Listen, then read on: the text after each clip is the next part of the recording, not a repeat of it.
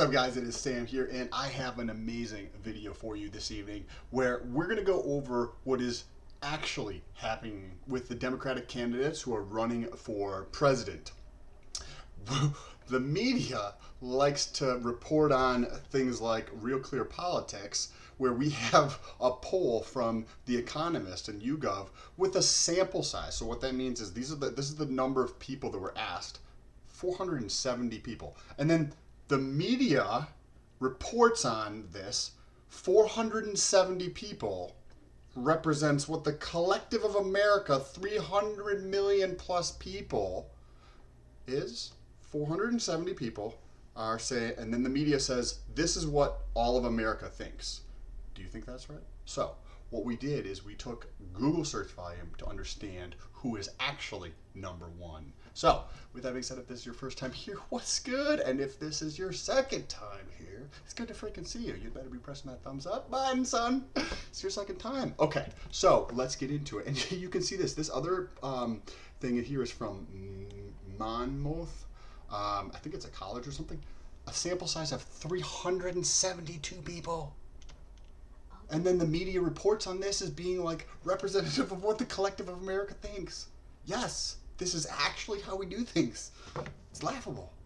So what I did is I went over to Google Trends, and you put in each one of the candidates' names, and then we looked at the search volume in the United States across the web, the number for Google, the number one site on the planet over a 12-month period, a 3-month period, and a 1-month period, stack ranking the candidates within each one of those time periods before taking an overall average to see who is actually number one. And we came up with this. The top 5 candidates are Bernie Sanders, Andrew Yang, and then tied for third is Joe Biden and Elizabeth Warren. Rounding out the top 5 is Pete Buttigieg. So let's dive into the numbers. I would love to hear what your thoughts are down below in the comment section. Use the hashtag Stolt, the name of the channel, so that when we get into the Q&A section of the video, I can look at my YouTube analytics for hashtag Stolt and pull up your comment so that we can talk about it. So let's take a look at this. Let's look at the micro here, the data. We have Pete here has been about the same. The biggest mover here in the top 5, it looks like, is Andrew Yang. So the last time we did this is the 7th, I think, time. 1, 2, 3, 4, 6, 7, 8th time that we've done this Google ranking. And this is the highest Andrew Yang has ever been. In rounding out the last part of the year, or leading into December, Andrew Yang was losing ground. And then beginning in December, he started to gain ground. So he went from 6th to 4th to 2nd. So the next time we do these Google rankings, let's see what's going on. Another mover in the top 5 in the opposite direction is Joe Biden.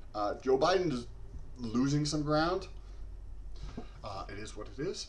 And Elizabeth Warren's holding steady, but I think Elizabeth Warren is more holding steady just because her and Bernie, like when she was acting that like childish on stage or whatever with Bernie, I think that spurred some attention for her. But remember, attention, positive or negatives, is still attention, right? So if you think of negative attention and you have 10 million additional people see you because of that negativity, even if you have 1 million people stay with you, 10% of that, or even 5%, 500,000 people stay with you because they just heard your message. Even though it was negative, they don't see the same facts, right? So they see they're going up there, and I just said it was like, oh, it looked childish to me, right? But somebody else is like, yeah, Bernie's a dick. That's awesome. I like Elizabeth Warren, right? So all this negative attention, it's attention, and it's good. Look what the Kardashians did. Look what they've built, right? And that a lot of that was off criticism on how they lived their life.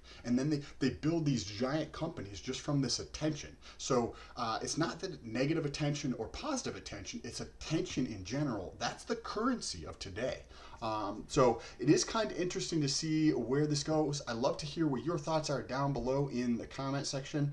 It looks like Elizabeth Warren has just been kind of sitting there in the top 3 for a while. The most consistent out of all the players is Bernie Sanders. He's been number 1 across the board. He's also got a lot of carryover from 2016. and it doesn't seem, if like you were contrasting Bernie and Joe, it doesn't seem like Joe has as much emphasis in terms of people saying things about him in a positive way. And so, first of all, when I say negative attention, there's still some portion of those people who are going to stick around, which is going to help, right? But the big factor is in terms of the negative attention is if you are good enough, right? So if you get this negative attention and you are good enough, that's where you can convert even more of that or continue the shelf life of that attention to get even more people paying attention to you and hearing your message. So with all these candidates, the objective is to get more people hearing their message. Like you watching this may have an understanding of whoever your person is and what's going on in their campaign. But the vast majority of America has no fucking idea. They don't pay attention to politics at this stage in the game. A lot of people. Let's see what else we have going on here. Michael Bloomberg is going to be an interesting player too, just because he's dumping copious amounts of money into that. So that'll see how that plays out. I could see Tom Steyer or Michael Bloomberg kind of taking the spot for Joe Biden, right? Like as like and I'm not saying this in a negative way, but like the token old white dude type of position, right? We've got Joe Biden and Bernie Sanders and Tom Steyer and Michael Bloomberg, but from the perception of what I see, and I don't follow what the candidates actually say, but from the perception of how it seems to come across is that Bernie is kind of like separate from those three, where Joe, Tom, and Michael seem to kind of be in that same realm where Bernie seems to like be different. At least that's the perception that I get.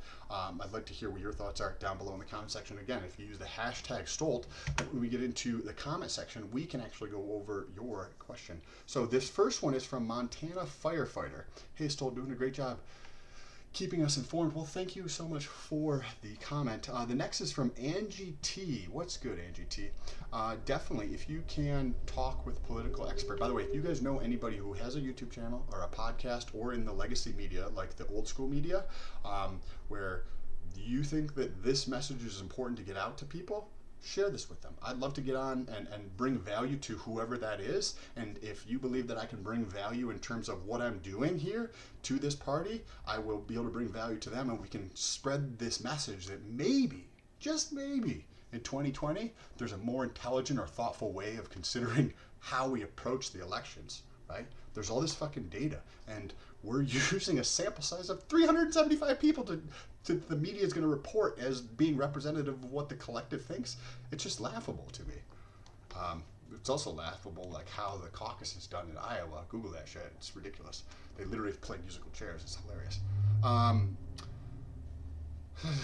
Maybe reach out to a few that are regularly on major networks. That is a awesome idea. What intel you gathered certainly raises an eyebrow if what transpired is against the rules. And this is in regards to the Michael Bloomberg and Hawkfish LLC secretive tech firm. So what's going on with Hawkfish? It's almost like a marketing agency in the way that it's structured, right? Because if you look at LinkedIn and you look at Hawkfish, all the people who work at LinkedIn or report that they're working at LinkedIn generally either have a creative or media purchasing, like paid media distribution, so like Facebook ads, digital ads of some sort, or the creation of some type of creative, meaning the picture, the ad of some sort, right? And so to have a marketing agency, and when you dive into it, it looks like not only is it a marketing agency, but it's almost like that's and I don't know, right? But it looks like it's a super PAC that's controlled by Michael Bloomberg. And it's set to look like a marketing agency. Some shady shit going on. If you want to check out that video, go back to the channel and just search for Hawkfish LLC, and it will come up there. There's a lot of data in that video around. He's like bragging about how he's getting somebody else elected and doesn't say why in this like dinner that he goes to, but then the lady that he did get elected is there introducing him, and then the Hawkfish LLC says that, like, oh, they helped people in the state where that lady is connected to. So there's a lot of shady or potentially interesting stuff going on, and I don't know, is it legal? I have no idea. I'd like to hear what your thoughts are. If you check out that, leave a comment on over there.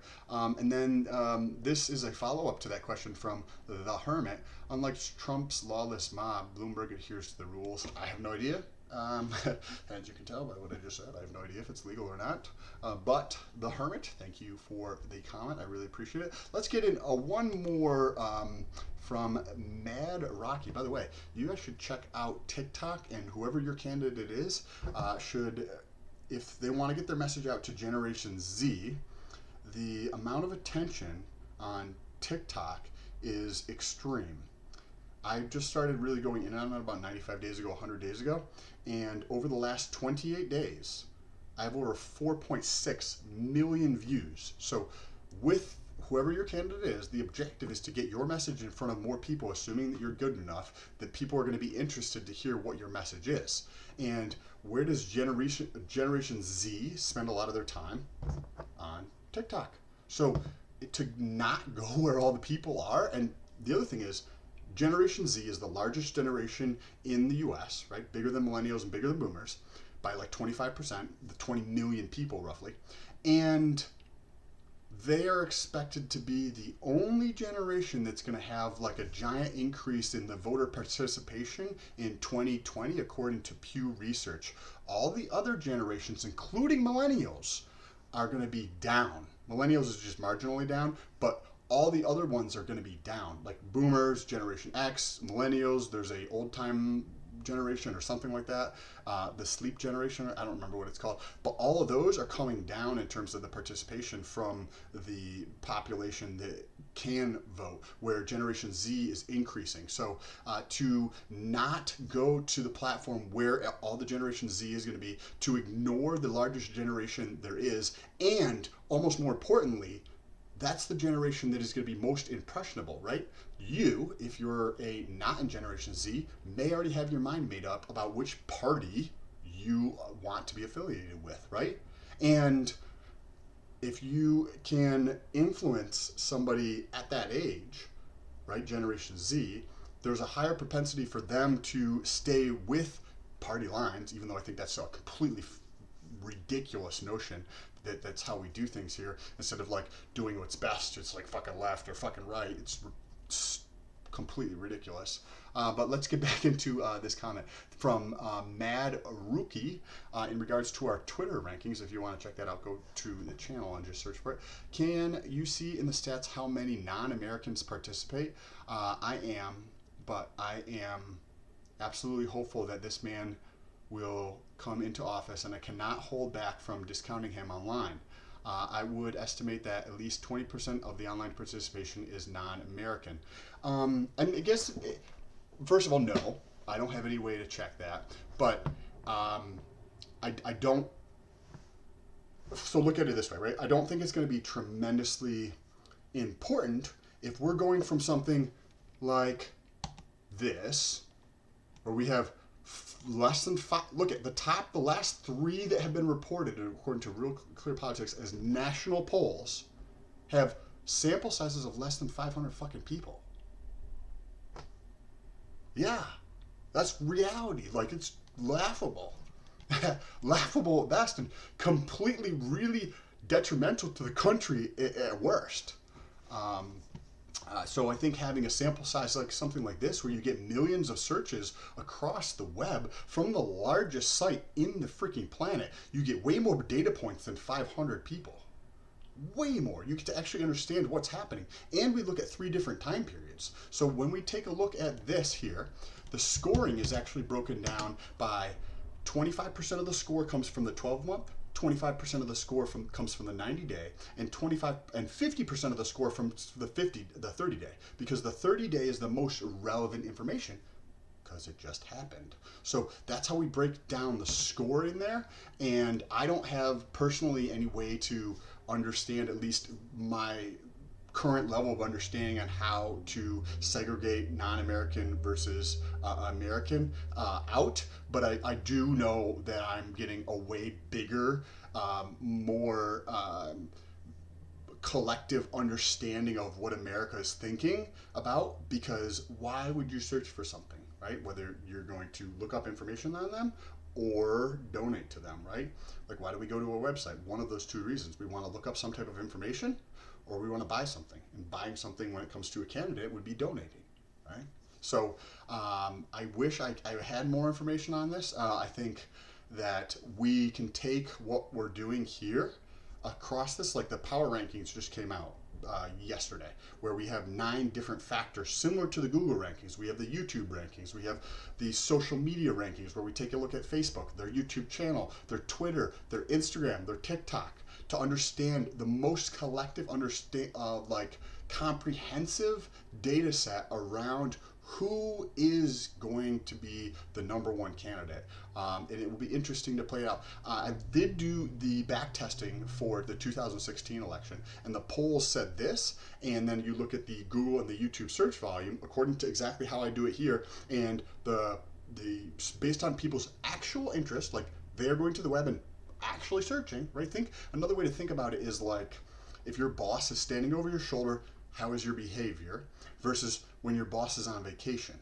I want to know what your behavior is when your boss is on vacation, because that's the truest essence of who you are and what's going on inside of here, right? So that's what we're doing when we look at the search volume for these candidates. These are people at home, right? They're laying in bed on the couch or whatever, and they're searching for these candidates to find more information about them, whether it's positive or whether it's negative.